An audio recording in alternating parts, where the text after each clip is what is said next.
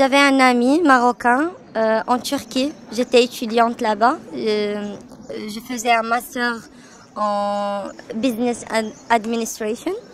Il avait un ami de Tadjikistan qui lui a proposé de venir travailler en Thaïlande. Et il m'a fait le même offre. Et il m'a dit que voilà, tu peux y aller et travailler comme étant un manager affiliate. Le salaire, c'était 4000 $.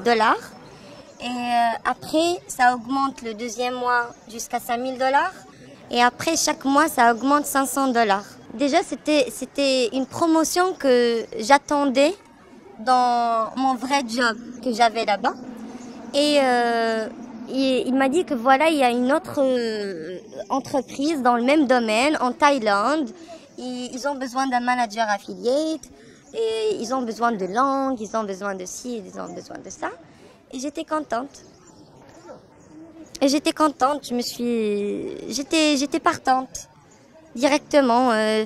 Thaïlande est un pays touristique, et, c'est une nouvelle culture et j'aime le voyage. On m'a proposé de travailler à Bangkok, en Thaïlande, et je me suis retrouvée dans une autre ville qui s'appelle Mae Sot. Et cette ville-là, elle est toute achetée par les Chinois. Ça veut dire, par exemple, si tu sors de cette ville et tu essayes de quitter la ville et tu n'as pas de papier, tu vas directement pour criminel, clandestin, etc. Mais il y a pas quelque chose qui s'appelle victime du trafic humain. Vous voyez, il n'y a pas une différence entre les deux dans cette ville uniquement. Il n'y a pas de différence entre les deux. Tu ne te sens pas un humain là-bas. Tu travailles forcément. Tu es en train de voler de l'argent. Tu es en train de détruire des maisons, des foyers, des relations, des familles. Et en même temps, tu ne peux pas dormir. Tu travailles toute la nuit, 12 heures, 7 jours sur 7. Tu ne manges pas bien. S'ils décident de ne pas te donner ton salaire, ils ne te donnent pas ton salaire. S'ils décident de faire quoi que ce soit de toi, ils le font. Ils peuvent te tuer, ils peuvent te torturer. Moi-même, j'étais torturée avec des coups de fouet. Et j'étais attachée pendant 3 jours. 3 jours, je suis comme ça, debout et attachée. Je n'avais plus de sang dans mes bras. Il n'y avait plus de circulation de sang et on n'avait pas le droit d'aller aux toilettes. On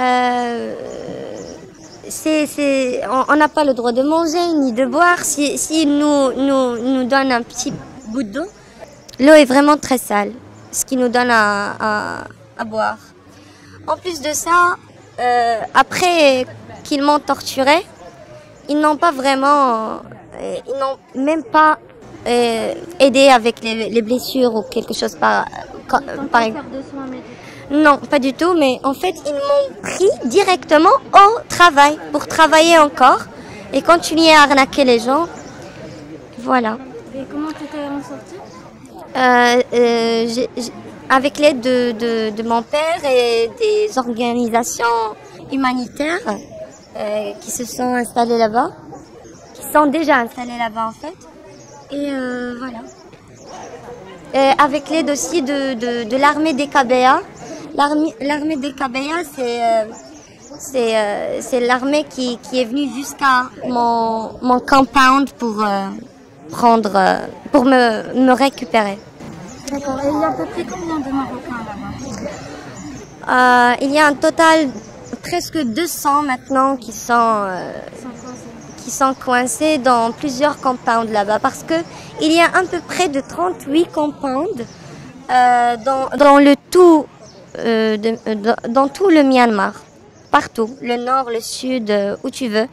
Et là où on était nous, c'était contrôlé par les révolutionnaires.